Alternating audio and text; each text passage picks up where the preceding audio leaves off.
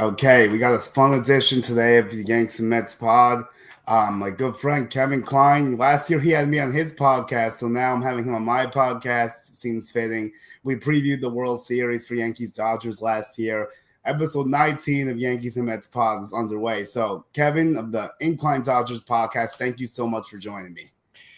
Excited to be here. Can't wait to talk some baseball. All right, so the Yankees lost 2 out of 3 to the Dodgers. They salvaged yesterday, so it's not a sweep. And it's also great to have you because the Dodgers also play the Mets today. So literally perfect timing to touch on both squads, which is what I do here. So, Kevin, give me your impressions of what you thought of the Yankees in the 3 games and how you thought the Dodgers did too. Overall, definitely was happy with the Dodgers taking the series. When you have Tony Gonsolin and Landon Knack, 2 of the Dodgers back-end starters, especially Landon Knack, he really surprised me. He really kept the Yankees in check. And I've been overall pretty surprised yet impressed with the Yankees offense, which you're the expert on. So I'm sure we'll dive into that. But a lot of their bats definitely showed up. I mean, Paul Goldschmidt, he has found new life in a Yankees uniform. So I've been really impressed with him. It feels like Goldie and Freddie Freeman are the 2 premier first basemen in baseball right now. And you can pretty much lock them into the Hall of Fame when they decide to retire. Yamamoto, which I'm sure we'll talk about, I was absolutely surprised how the Yankees had a game plan clearly. At the same time, Yamamoto didn't have good command, and he did not have a good performance. And that led to the Dodgers dropping that last game of the series. But can't complain overall. Took 2 of 3. They exploded on offense in that middle game. So I'm happy. Yeah, I think you hit on some good points there. I was definitely surprised to see they couldn't touch Landon Knack on Saturday, other than Aaron Judge, basically, who obviously is on a plan of his own. We'll get into some Judge Ohtani debates later. That would be a little bit juicy for everyone. So that's going to be good. But we'll go through some meat and potatoes. I like what you said about Freeman and Goldschmidt, because there was a time a few years ago when Goldschmidt was winning the MVP with St. Louis and he was a Diamondback. Those 2 were the best first basemen in the game for a while with Miggy and Pujols fading. So it's cool to see them both back at the top. And Goldschmidt's been the best move the Yankees have made by far. I didn't like it because the age and they just got rid of Rizzo, but I was completely off base with that. Yeah, he's been really good. And then Max Fried, which up until that game looked like a fantastic signing. I mean, he still is. Yeah. Coming into that game, I think he had a 1.29 ERA. Ridiculous stuff. So he's been really good. But the Dodgers, they had a plan. At a certain point, they had a pretty comfortable lead to, 5-1 or 5-2. Yeah. And then the Dodgers come roaring back, knocked Fried out of the game. I think he ultimately got charged with 6 earned runs because the Dodgers rallied in the later innings and obviously held on to win the first game. Yeah, 100%. Because, it's really surprising. The Yankees' best pitcher and the Dodgers' best pitcher both fell flat. These 2 have been the studs all year for both teams. And Max Fried was due for a bad start, bad timing, obviously, with the Yankees having the lead and the bullpen collapsing, reminding some people of what took place in Game 1 without the sloppy defense attached. Game 5 without the sloppy defense attached to it. So that was kind of interesting. And another guy that caught my attention, though, you're really hyped about, is Andy Podges has really turned my eyes this year. And he's becoming more of a guy that doesn't just kill lefty pitching, but he's starting to be playable against righties, too. I'm a big Andy Pages supporter, and when it felt like most of the Dodger fans were out for his head and wanted him sent down to AAA, I have a couple tweets that you can pull the receipts where I literally called them out and said, where are all the Andy Pages haters at after he hit a home run or 2 or home run and made a great catch? I had over 1,000 replies of just everyone saying still here and everyone hating on him. And it's been crickets ever since. Pages has really turned his season around and has been quite a productive hitter for the Dodgers. 279 batting average, the 11 home runs, 37 RBIs, and OPS over 800. And he's just been consistent pretty much after that first couple week bad stretch. Even in that series against the Yankees, he connected for the long ball and got some pretty clutch RBIs. So good stuff from Andy Pages. Yeah, and Freddie Freeman's obviously a Yankee killer. I mean, that goes without saying at this point. He's been doing damage against them for 2 years now. Teo was quiet with the home runs, but he still has some big hits in the other games. Yesterday I was surprised how Yarbo handled him. Yarbo has to be a frustrating guy for you because the Dodgers had him for a little while. Obviously, he wasn't going to stay because they have so many pitchers, but to do it last night was completely stunning to me. Yeah, I mean, going into the series, we talked about it on our podcast. If there was one game that we would have bet the Dodgers for sure would have won, it was that finale when you had Yamamoto versus Ryan Yarbrough. And of course, it ended up being the complete opposite, where the Dodgers win the first two and drop that last game with our ace on the mound. I mean, Yarbrough has been just a big surprise. I mean, he kind of reminds me of the season he's having right now for the Yankees, of what something Tyler Anderson did for the Dodgers in 2022, where he basically went from an average pitcher to an all-star level. And I mean, I don't know if Yarbrough is going to make the all-star team because there are a lot of good pitchers in the American League, but on some seasons he probably would make the AL all-star team. I mean, the 2.83 ERA and the WHIP below 1. Yarbrough has been pretty consistent and solid, it looks like, for the Yankees. I don't watch him every night, but I can tell in that last start, he looked in a good rhythm. Yeah, no, Yarbrough's been a pleasant surprise. They kind of picked him up right after spring training. He kind of came in out of necessity, forced his hand. He pitched well out of the bullpen. Carrasco wasn't getting it done. But since Yarbrough's gone into rotation, he's looked like a different guy, even from the pen. And we've both seen him be good for stretches in other teams. Like, he had a complete game shutout against the Yankees with Tampa Bay, so he bothered the Yankees for a while. I think that's part of the reason why they were interested in him. And he's the type of guy, obviously, he's not going to use velo, but he gets you off balance with his junk. Yeah, no, definitely. Yeah, so, I mean, the first game was definitely – I think that was probably the best game out of the three. Just based on the back and forth, like the Yankees lead, Dodgers come back. That was probably the most exciting of the three. I definitely thought a lot of stuff was going on there. And Ohtani hitting the bomb, Judge hitting the bomb, Ohtani hit 2 bombs, then Judge hits 2 bombs the next day, although the Yankees got steamrolled. So that was me and my other buddy were saying who's going to hit more bombs, Judge or Ohtani. I had them both at 2, and then I'm like maybe 3, and then Judge gets to 3, but Dodgers win the series. So, like, what are your thoughts about Judge from an outside perspective? I've always been high on Aaron Judge, but obviously not as high as everyone else, because I think Aaron Judge has hit a new level of greatness where I'm seeing a lot of people and columnists point him as the greatest right-handed hitter of the modern era, which, I mean, certainly a valid argument. I don't know if I'd go down that path. It's close. You could. But Aaron Judge, at this point, like, he's pretty much a lock to make the Baseball Hall of Fame, barring some crazy like Andrew Jones like drop off. Right. But I think it's safe to say Judge is going to make the Hall of Fame. I mean, when you win multiple MVPs, I think anyone should make the Hall of Fame anyways, because that pretty much proves that you're the best player in your league for a given amount of time. So Aaron Judge will probably win a 3rd or 4th. I think it's 3rd AL MVP. It is 3, should have been 4, but we won't go there.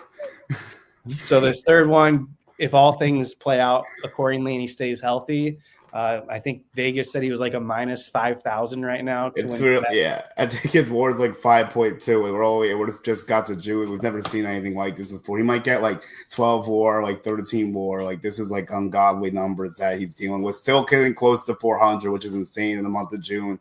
Like, he used to be like more power, a little less average, and the average started creeping up. Now it's like a ridiculous level.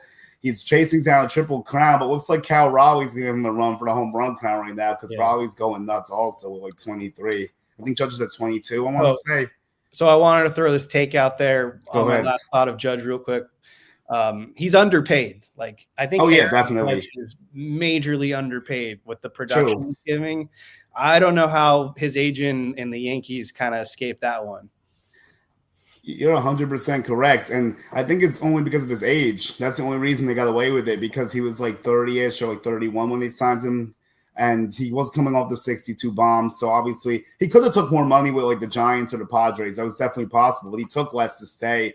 And I think it's part of like wanting to build the culture with the Yankees and try to help them sign more talent. He definitely could have gotten more, though, no questions asked. Like, he easily should be making $50 million a year, if not even Soto's contract right now, honestly. But we'll get to Soto later, of course. But for Judge, like, it's been an incredible year. He's a near mortal lock to win the MVP unless something crazy happens already, and it's only June, which is nuts. Yeah. That's all I got to say about Judge, unless there's anything else. No, I think it's a good debate right now. Like, I know Ohtani is obviously a special player. To me, it's like when Ohtani's pitching, you can make the argument he's better than Judge. But like hitting standpoints, I'm still going to take Judge over Ohtani just because like the average is a lot better at this moment. My pushback on that is all the stats at face value would say that Aaron Judge is the better hitter. Mm-hmm. But if you really dive into the clutch stats, they're not even remotely close. Yeah, okay. Ohtani will blow Judge out of the water. I mean, this info is maybe a week or two old now, but Judge's OPS in the clutch was like around 600, I want to say. Ohtani in the clutch was still over 1,000. And postseasons alone, I know Judge has a larger sample size than Shohei because obviously Ohtani wasted the first 7 years or so of his career with the Angels. Yeah, so that's tough to really do because like the Angels kind of just waste his playoff potential, unfortunately. Yeah, but prior to the injury that Ohtani suffered when he was sliding into second base on that attempted steal, which pretty much derailed the rest of his offensive capabilities in the World Series. But completely fair. He had some huge hits in the NLDS against the Padres, and he didn't really have to do much against the Mets because every Dodgers bat, for the most part, shined in that NLCS. That's a good point. Yeah, because, like, I mean, the playoff failures are a thing for Judge, and it's something I've addressed at length. And I'll just say this, like, if he doesn't perform in this postseason, what is it going to be? Like, this might be the year he finally breaks through in the postseason. If he doesn't, then, like, I don't know. He might just be one of those guys that can't play in October. Like, there's a few great hitters that can't. Like, we've gone down the rabbit hole, Barry Bonds not being the best October player. Like, there's a lot of great players that just haven't been able to translate to October. And I don't know if Judge is that yet. But if he has another bad postseason after this historic year, that he's even having a better OPS, better average, better everything basically, except maybe the 62 bombs and maybe RBI. I don't know if he'll track what he did back then, but like then I would kind of be concerned. Like last year, what took place was definitely tough for him, for his legacy, for being a clutch player and like wanting to win a World Series. So this is a big postseason for him, and we'll see if he can get rid of those demons this year. Yeah. No, agreed 100%. At some point, you have to show up. Exactly. And any Yankees person will say the same exact thing, I feel like. And I don't think Judge is overrated in any aspect. The only thing is that he hasn't been able to come through in the clutch, and that does hurt. It's part of the game. Yep. But, yeah, I think he's better. I think another reason why he's playing better, this might be a little bit off take, but like I think he's in right field too. Like I don't think he really was good in center field. He was not a good center fielder. Outside of the drop pop up, he was just not really that good in center field. He was like average, just slight below average maybe, but he's an elite right fielder still, and that's just like where he belongs. I never understood. I know center field is of course a tougher position, but it feels like right field is no slouch either. But no, it's not. So I guess just for some people, they're only cut out to play right field, I guess. I think it's because the ground you have to cover. That's my take on it. Because he can make any throw still. It wasn't a throw issue. It was just like he can't cover all that ground, especially in Yankee Stadium, because that left center is really unforgiving at Yankee Stadium. So, but he did what he could. He helped the team. So it wasn't right, obviously. So it made sense at the time. But they're definitely better constructed now, I think. Do you feel like the Yankees are in a better position this year to take on the Dodgers in the playoffs, or do you view them as like the same? But do you think they have improved towards last year? No, definitely not. I'll tell you why. First of all, Garrett Cole, that's a huge loss. That's a guy you lean on heavily in October. And I was really surprised how long Boone left him in that game, in Game 5 of the World Series. I know that they were clawing for their season, and you could argue he was their best available option. Yeah, I think that was the right decision personally. Yeah, and it makes sense. So you lose a guy like that, it's going to be really tough to overcome. I wouldn't be shocked if the Yankees try to pull off a big starting pitcher acquisition around the deadline. It's just a big question of who. I can't give you names right now because it's hard to know who's really available other than maybe Alcantara of the Marlins, but he has not been pitching well at all. On top of that, you lose Juan Soto, and the Juan Soto of the New York Yankees is a completely different player than the Juan Soto of the New York Mets. I agree with you 100% there. I don't know if it's the ballpark, it's a new team, or what it is, But if Juan Soto was on the Yankees right now, I can guarantee you he'd have better stats overall than what he has on the New York Mets. So that's definitely a big bat you lose in the lineup. Cody Bellinger, he's hit or miss. I don't think he's an upgrade over Soto, obviously. Yeah, no. Paul Goldschmidt, of course, is a huge upgrade over Anthony Rizzo. Massive there. And then, I mean, besides that, it feels like everything else is essentially a wash. The bullpens, I don't know too much about the Yankees bullpen this year versus last year. I could make the case that maybe losing Holmes kind of hurts them a little bit. And Kane, maybe. To me, it's like it really depends what version of Devin Williams they get in October. Right. That's going to be the big key. Fernando Cruz has been good too, but he's been hurt. You didn't see him in the Dodgers series. I would also say that Ben Rice coming on is a revelation for the Yankees. He's going to be big. And then also Dominguez is looking decent too. Yeah. Volpe's getting a little better, but they will still like to see more offensively, which is fair. So, I mean, I think there are some things they've improved, but losing Soto and Cole is tough to overcome. Although Max Fried, what's up? Stanton is around. It's so tough to guess timetables with him, but like he should come back this month, I think, because they're talking about doing a rehab assignment with him. So as long as he's healthy in October, that's a huge gain, obviously, but no guarantee. So it's to me, it's like it's tough to say if they're better equipped because the Dodgers also got better too. There was no Snell, there was no Glasnow, although that's no guarantee that they'll either come back by then because they're both very up and down injuries, as you know.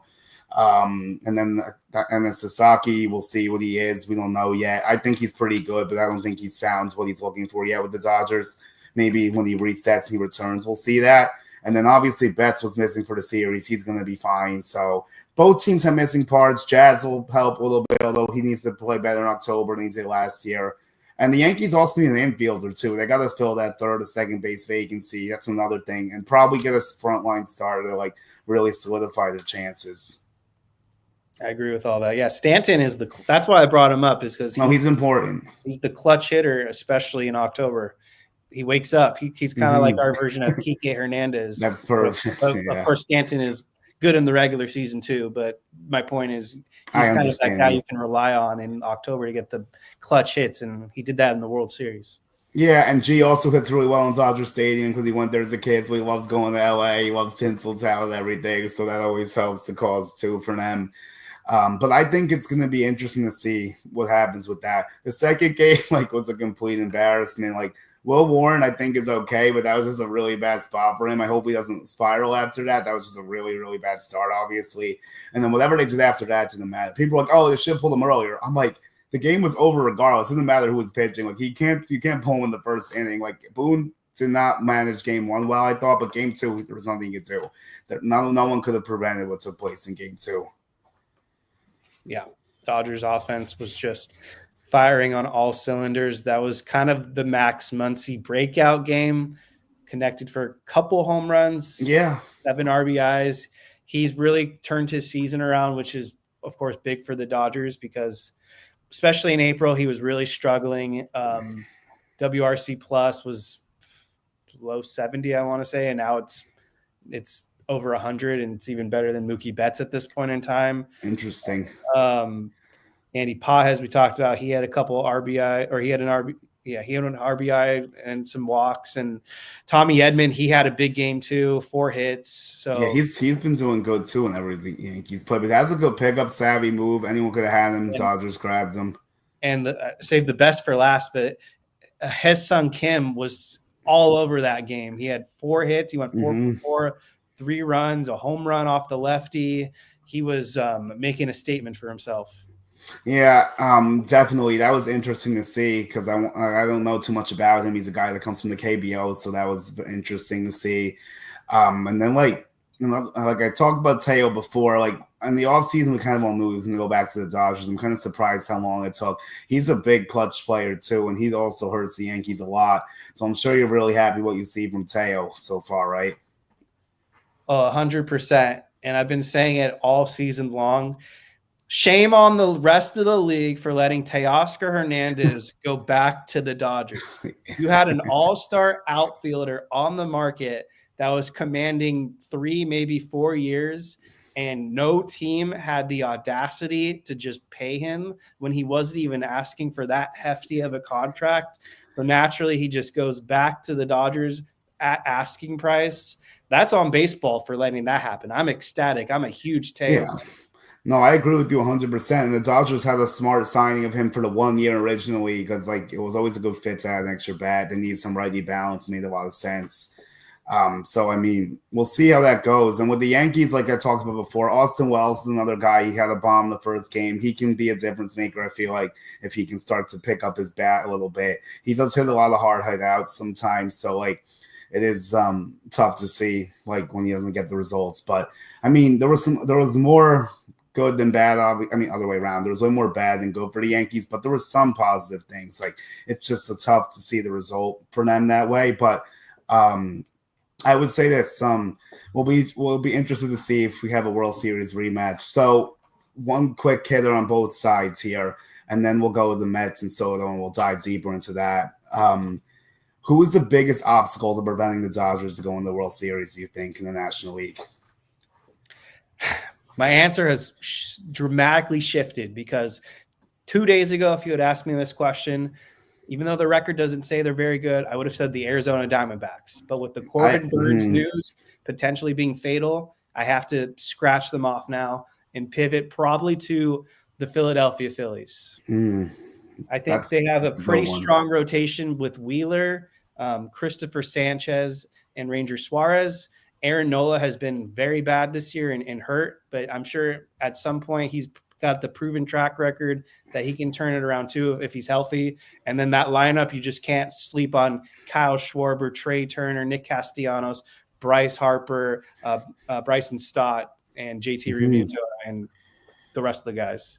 Yeah, Diamondbacks was my preseason pick to be the biggest threat too. I definitely liked where you were with that. The Padres are pesky still, I would say. Phillies. The Mets could cause some noise too, maybe, and we'll get to them too. For the Yankees, for me, it's one answer. It's the Detroit Tigers. No one else is even close for me. That's like the biggest concern for the Yankees, in my opinion, is the Detroit Tigers because they might be blow for blow just as good as the Yankees, honestly. We can make an argument they're better, honestly, in certain areas. Like, so far, they have a better record. I know it's early. Their pitching staff, their starting rotation is definitely better with Skubal leading it.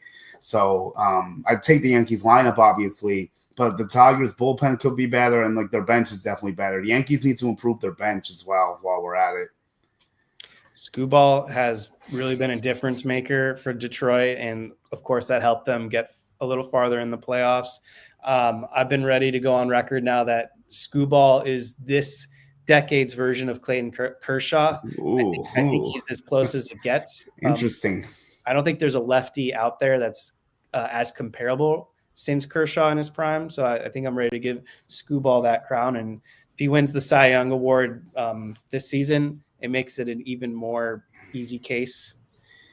Yeah, I mean, he made a dent because Max Fried went backwards. You could probably say Fried was the favorite before the Dodgers start. Now Skubal could be the favorite again.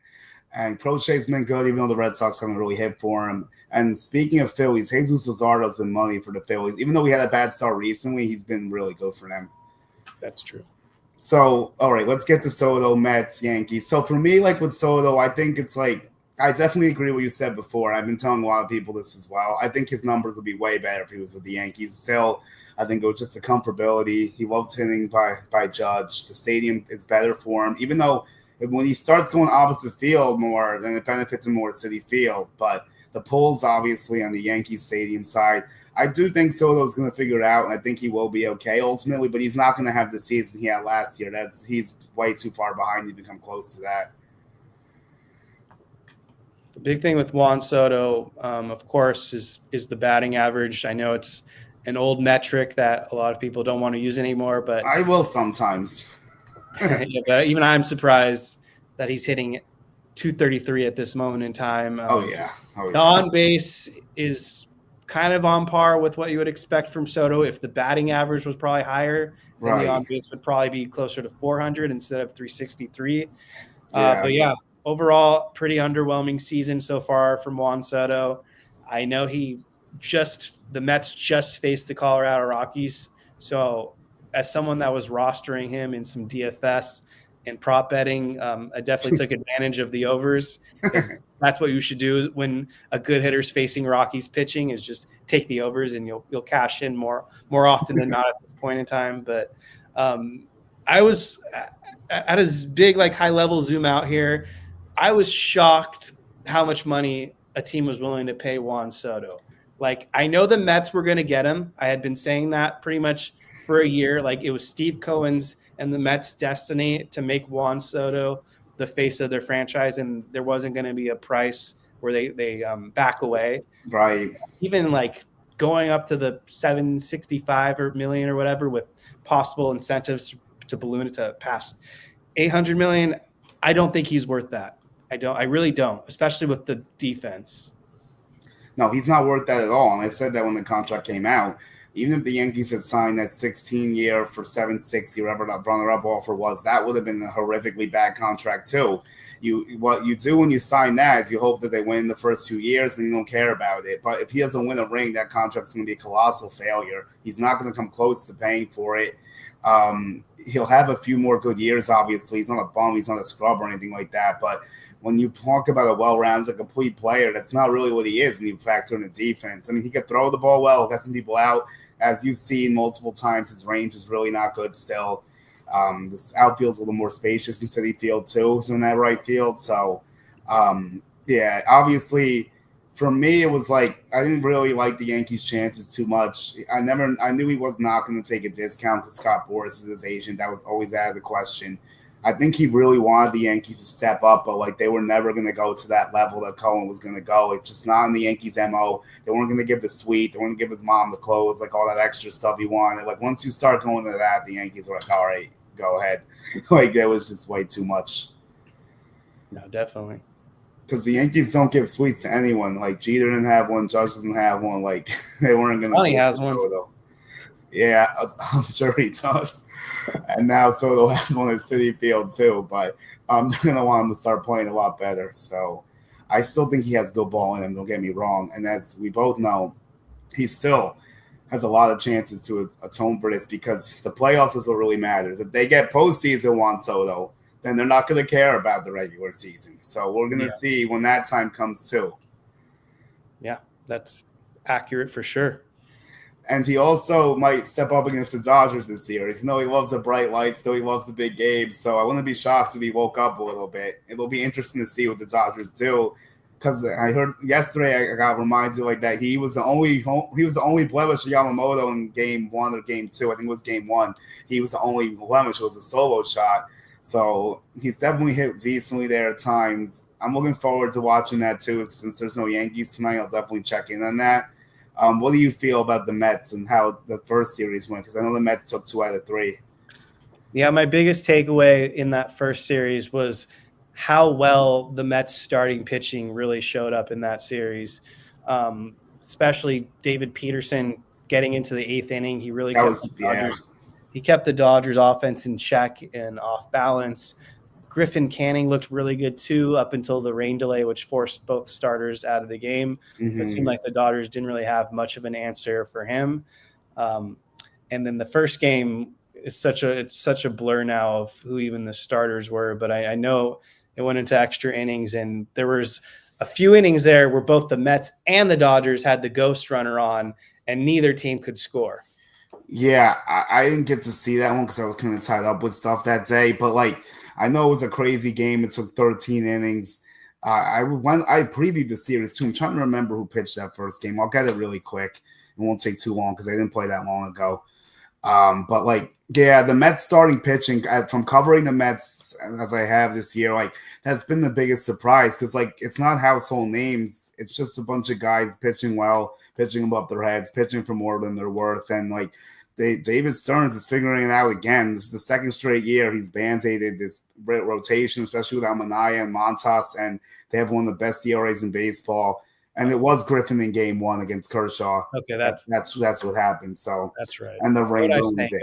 Yeah, Senga didn't end up throwing in that series, I don't think, actually. Yeah, he was the last game. Oh, you're right. My bad. He did throw that Sunday. You're right.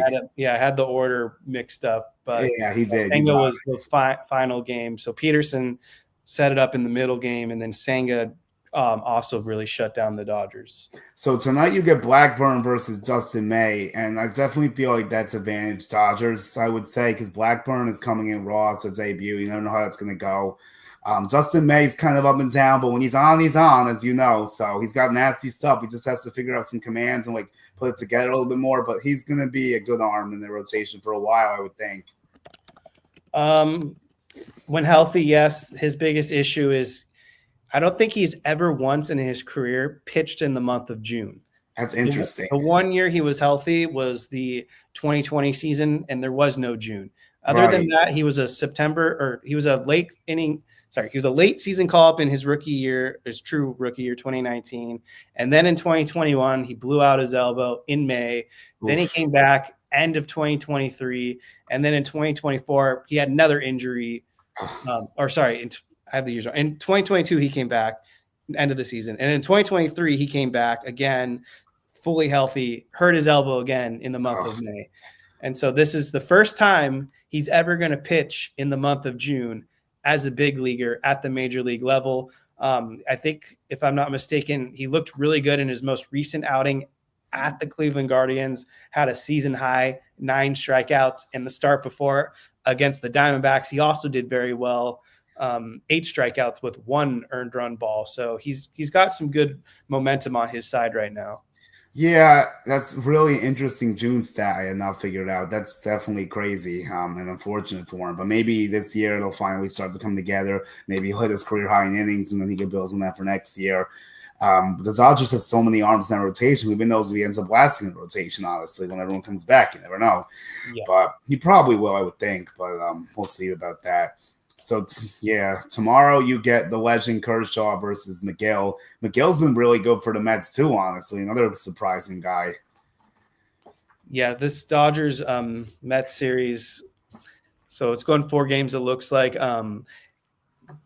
We don't have our looks like we don't have our 4th game starter announced yet, but it's weird to say this given that Kershaw is Kershaw, but right now on paper the Mets are facing the back end starters rotation. So especially with Kershaw and Gonsolin, like Kershaw's got an ERA a tick below 5. I know it's a small sample size, but he just doesn't have the same strikeout stuff that he of course had through the majority of his career. So very interested to see how he does against the Mets tomorrow, because the last time he faced the Mets, the game had a major rain delay that knocked him out. So I want to see how he looks against a good offense. And then Tony Gonsolin coming off kind of a pretty mediocre start against the Yankees. I know he went 6 innings, but he gave up 5 runs and 4 home runs, which is just not really acceptable. Yeah, I mean, for the Yankees not to execute and get more off him is bad on their part. They had him on the ropes 3rd inning. And then Peraza gets out, and then they had 4 home runs off him early, and then he settled in. And the fact he was able to go 6 was huge in the Dodgers' comeback, because he stabilized the bullpen, even though it was awful in the first 3 innings. Yeah, to me, Gonsolin's I think you agree with me too, obviously beatable right now. The Mets have bad second hands on him too. I think he had good moments. I think he's been through a lot of injuries. Maybe he's not quite what he once was. Maybe it takes another year for him to get it together. I don't think he's a complete bum, but like for the standard of the Dodgers rotations, he's probably not matching that right now. Yeah. And this is kind of a battle for who will be in the Dodgers rotation post all these guys coming back from injuries. Like, we got hit with a pretty unfortunate bomb today that Tyler Glasnow is not progressing well with his injury. Oof. He'll be out now for even longer than we had expected. Blake Snell is starting to ramp his way back up, so he should be back probably in early July, if I had to guess. Yeah, maybe all-star break-ish. Sasaki, same story, should be back maybe end of June, early July. And then just some other young guys that this will bore non-Dodgers fans, but Emmett Sheehan coming back to the Dodgers rotation probably next month. That'll be a huge addition as well. And the big one, Shohei Ohtani, hopefully taking the mound for the Dodgers either around the All-Star break or right around the trade deadline. Yeah, that's going to be huge if Ohtani gets back on the mound. That will be a big difference maker for sure. And I'm looking forward to seeing it, because baseball is more fun when he's hitting and pitching. I want to see what he could do on the mounds again. It just, as a fan of the game, like, it's really cool to see a guy do that, because no one really does that. I thought maybe Jack Caglione could have tried that, but the Royals just want him to hit. But maybe it's in his back pocket someday. We'll see. But that's way off the board right now. So if, like, we'll see what happens with that game. And then if it's a 4-game set, it's going to be interesting to see. So you get them 7 times. The other game was a 3-game set. David Peterson probably won't be quite as good because the Dodgers should have figured some things out, you would think. They also hit lefties pretty well in most situations, so maybe they'll get to him this time. Although Peterson's been money. He's been nails. Like, he's an efficient starter. He's a bend but don't break guy. He'll put people on, but he gets out of the jams. So, like, the Mets are in a good spot. I don't know if they're quite as good as the Phillies, but they're definitely a playoff team. Yeah, especially with the Braves kind of faltering. Yeah. Definitely seems like it's a battle between the Phillies and Mets for the AL East. I mean, the NL East. Yeah, I agree. That's how I saw coming into the year too. So I am a little bit surprised the Braves are being kind of this bad right now. But like, I definitely saw Phillies and Mets battling at the top there. For the Dodgers, do you think anyone's even going to get in the way of them winning the division, or do you think they're going to coast to another NL West title?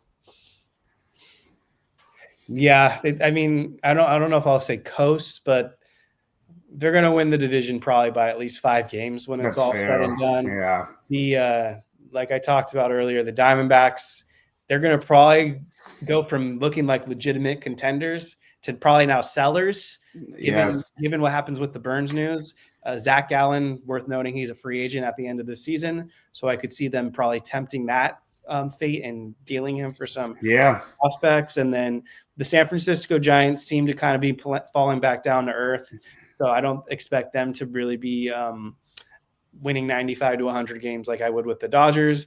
And then, you mentioned the Padres, but the one issue with the Padres is they just don't have the starting pitching depth. I agree with you. Starting to bite them now. Michael King, Yu Darvish, 2 notable names on the IL.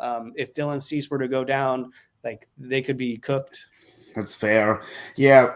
And I think it would be interesting if the Padres pull off a move for a guy like a Jared Duran, which has been floated. The Red Sox may be selling, trying to get Roman in there. They got to open it up for him somehow, and Duran could fetch a decent return. I feel like he'd be a great fit for the Padres, honestly. That would really help their lineup because they still lost a few bats they never really replaced, so he would be a huge upgrade.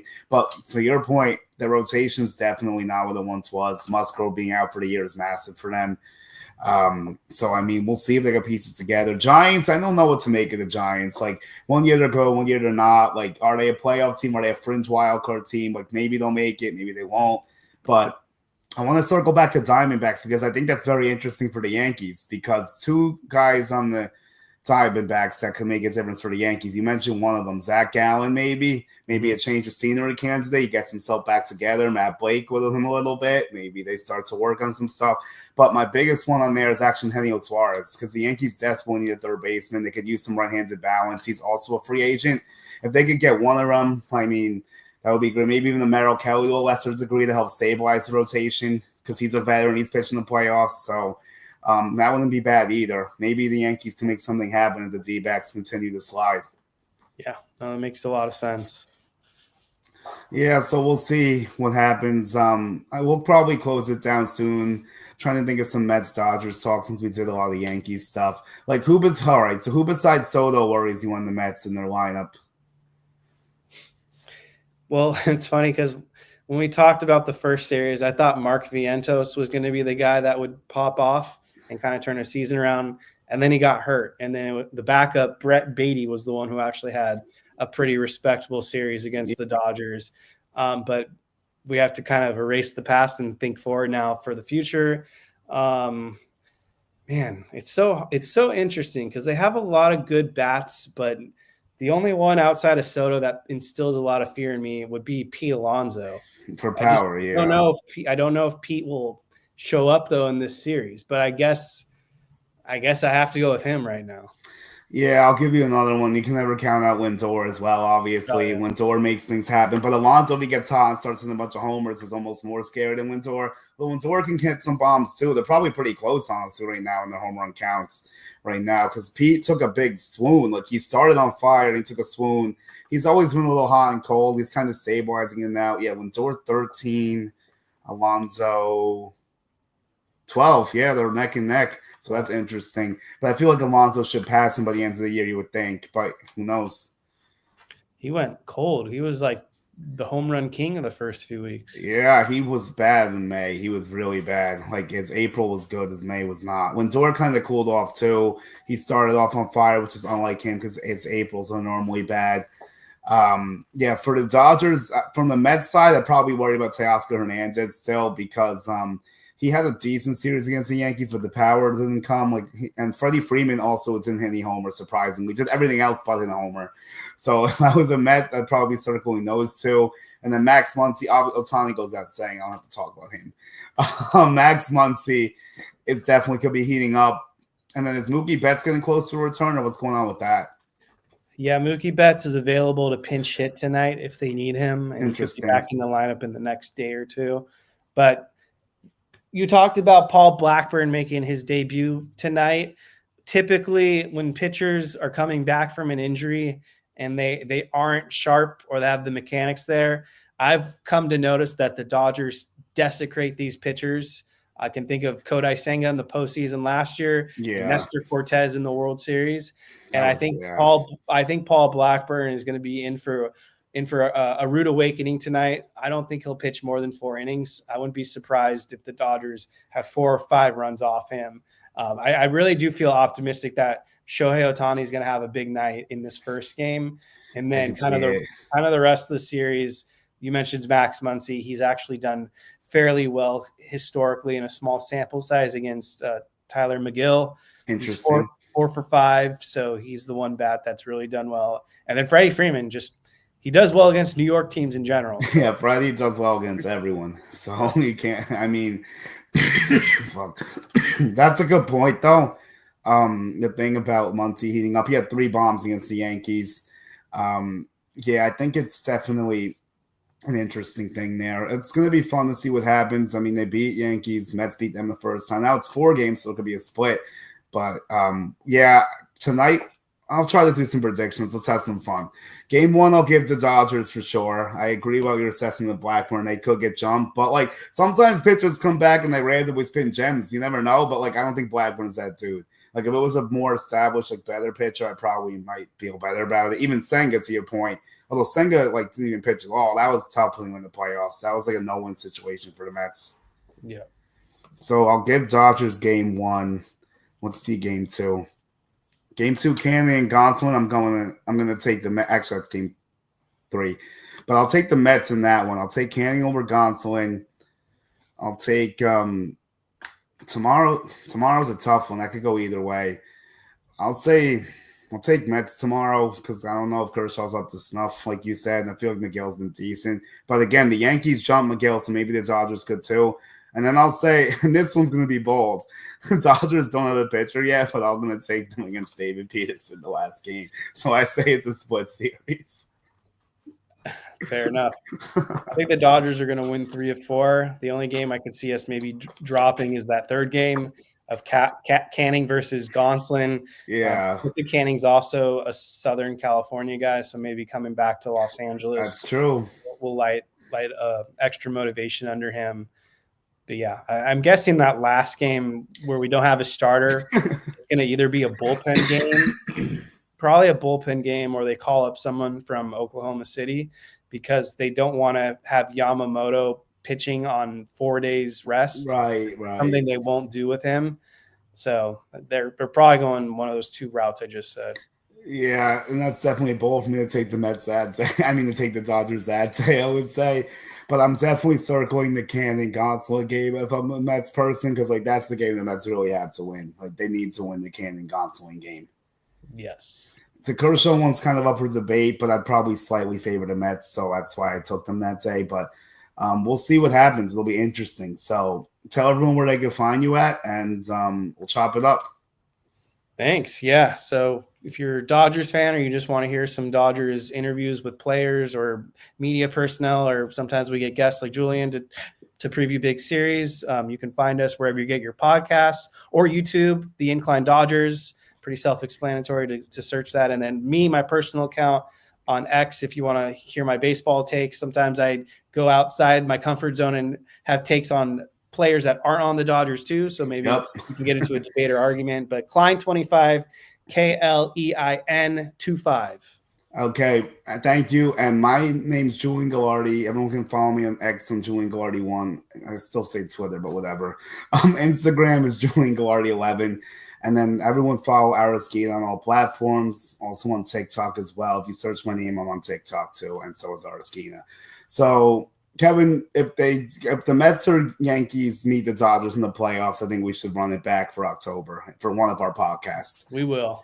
All right, that sounds like a deal. So everyone check him out. Thanks, Kevin. It was a fun show, and we'll see what happens tonight.